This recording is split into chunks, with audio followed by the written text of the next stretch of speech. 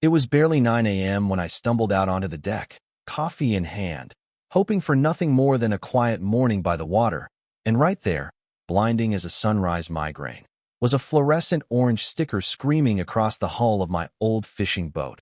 Violation. Immediate removal ordered by HOA. You ever have one of those moments so ridiculous, you're honestly not sure if you're awake or if your brain just threw you into a sitcom? That was me, standing there barefoot, hot coffee burning my toes, staring at my own boat like I'd walked onto a crime scene in my pajamas. And then there she was, Karen Tillman, president of the HOA, Bluetooth headset blinking, clipboard hugged to her chest like it held nuclear secrets, pointing at my boat as if she'd just uncovered a smuggler's ring. I should have laughed. In fact, I did. Coffee sloshed right onto my foot, and that pain yanked me back into reality just in time for Karen to start barking at me from across the dock, her voice echoing out over the water, giving me 48 hours to move my boat or face daily fines, county reports, and maybe even revoked lake access.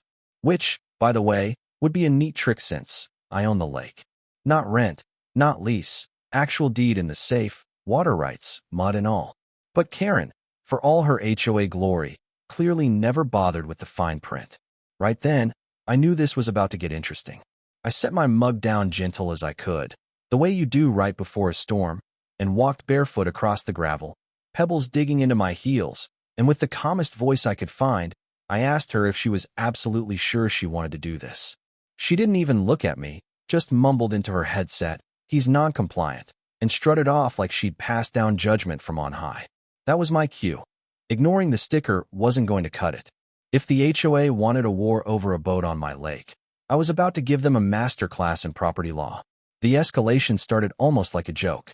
Every day, a new fine, signature in blue gel from Karen, like she was handing out autographs for her own anger. She even published my boat in the HOA newsletter, close-up and full color, calling me a rule breaker endangering lake harmony. I laughed so hard I almost dropped my tackle box. But the humor faded quick when I overheard her at the clubhouse, telling board members that once my boat was gone, she'd push for dock removal too. That's when the gloves came off. She wasn't just after my boat. She was coming for the life I'd built, the only piece I had. So I called up Martin, my old college roommate. These days he's the county assessor. Met him at the edge of my property with the survey map. He unrolled that thing right on the tailgate, traced every twist and turn with a finger, confirming what I already knew in my gut. I owned every inch, from dock to mud. Karen's precious HOA property stopped 6 feet from my shoreline. Martin grinned and reminded me that, if I wanted, I could boot every single HOA boat off my lake, paddleboards and all. Standing on the dock that night, watching the moon throw coins across the water, I realized the best revenge wasn't loud. It was silent, legal, and final. Instead of moving my boat, I moved paperwork. Next morning, my lawyer drew up a formal notice. All HOA boating privileges revoked for trespassing. 100 copies, thick stock, handed out at Saturday brunch like party favors at a wake. Karen's face went from sunburned pink to ghost white as she read that first paragraph. She tried to invoke bylaws, historical use, all that jazz, but my lawyer, sunglasses glinting, just handed her the survey and the deed. The room went quiet, then straight to chaos. Phones out, Karen screaming for a vote nobody was listening to, all over a sticker. But this was just the opening move. By Monday, I'd posted new signs at every lake entry. Private waters, access restricted, violators will be towed. Laminated maps of the property line right underneath. By lunchtime, 3 kayaks had retreated to their driveways. Karen left a voicemail that started friendly, spiraled into an unhinged rant about community cohesion, and ended with a drawer slam. I called my lawyer again. Lease agreements, premium rates for Karen and her circle, mailed certified. Watched her open the envelope, face cycling through confusion, then fury, then something close to a minor heart attack. That night, the HOA held an emergency meeting. I wasn't invited, but Tom, neighbor and ex-treasurer, Karen forced him out, called me after, barely able to keep a straight face. Karen tried to spin the situation as a miscommunication, but the members wanted to know why the lake was off-limits, why Karen hadn't checked the ownership before launching World War III. Someone asked if she'd apologize. Her voice shot up an octave usually reserved for dog whistles. She threatened to build her own lake. Yeah, that happened. Her next move, she doubled down in the newsletter, calling me a rogue landholder, a selfish water hoarder, passive aggression masterpiece. I framed it. Then, she tried to organize a community paddle parade to shame me with a flotilla of kayaks and banners. But trespassing is trespassing, even with sparkly life vests, so I called the sheriff. Deputy Joe Keller, my cousin's brother-in-law, grew up with me fishing this lake, shows up, lights flashing, polite as ever, tells everyone I'm within my rights. Karen tries to argue, waving the newsletter like it's the Constitution. Joe just deadpants. Ma'am, is there a point, or are you just waving wet paper? The video goes viral, 30,000 views, a sea of popcorn emojis. Karen tries to pivot to the town forum, but only 5 people show, one just for the free donuts.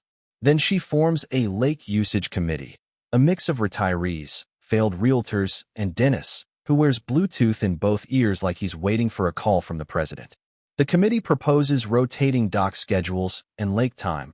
Basically, HOA trying to tax my property through bureaucracy. I hand them an invoice. Retroactive lease fees, late charges, every boat launch documented. Dennis chokes on his coffee. A woman gasps. Karen turns a color I'd never seen. Some guy goes, maybe we should just pay him? The mask slips. 17 emails hit my inbox.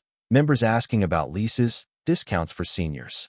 I offer fair terms. Make it clear my beef isn't with the neighborhood, just the HOA overreach. Karen tries to regain control with a neighborhood vote. Fails. Then a survey for a Lake Day boycott. More no's than yes, with a few creative middle fingers drawn in.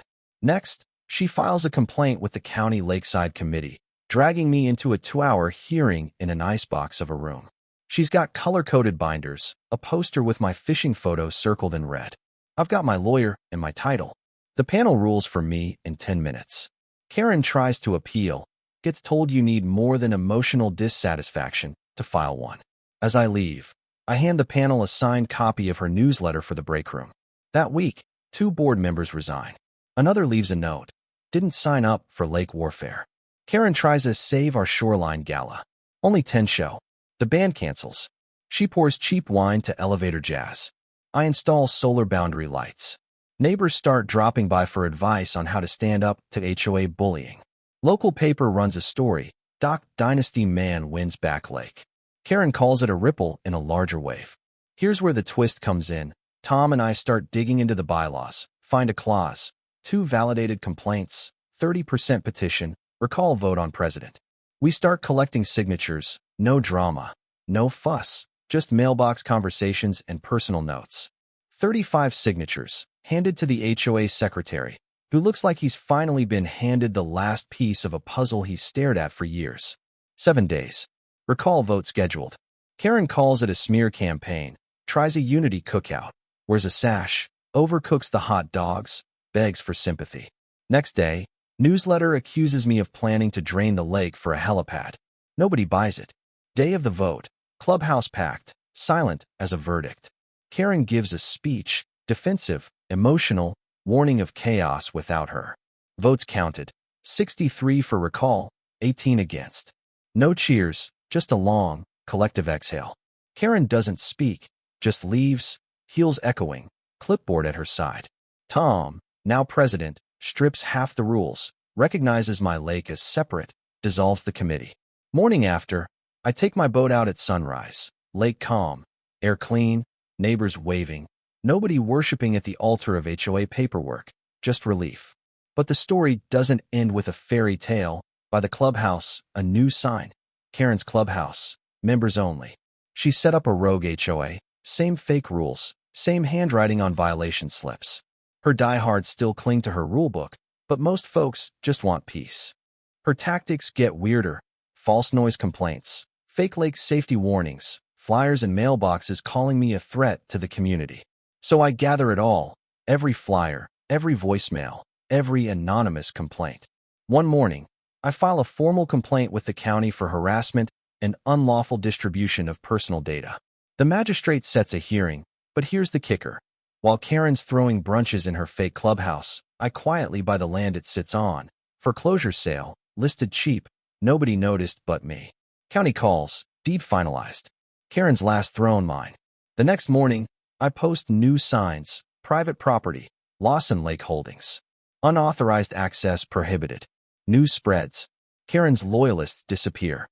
She calls, texts, shows up at my dock, accuses me of betrayal, conspiracy, legacy theft. I don't say a word.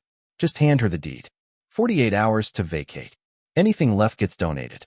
She leaves quietly. No speech, no drama. Building becomes a real community center. Art classes, scout meetings, science programs for kids who've never seen a lake. The air changes. Neighbors bring muffins instead of complaints. One day, Tom hands me a clipping. Former HOA president fined for unauthorized signage.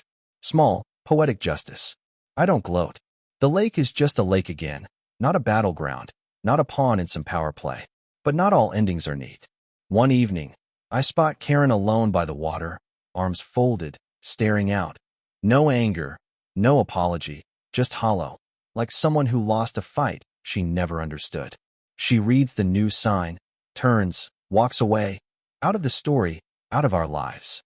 A week later, we have a low-key cookout at the news center. No banners, no speeches, just food, laughter, kids splashing. An old neighbor claps my back and says, "Didn't know we needed someone to own the lake till someone did it right." I take it as a reminder. Sometimes the quietest revolutions start with a stubborn refusal to move your boat. That night, I light a lantern on the dock, watch the ripples. No more stickers, no more drama, just peace. The kind you only earn by standing your ground and saying, "No, not this time." So, tell me, who was right, who was wrong, and what does justice look like in a neighborhood war? Drop your thoughts below, because in the end, maybe the only line that really matters is the one you refuse to let someone else cross.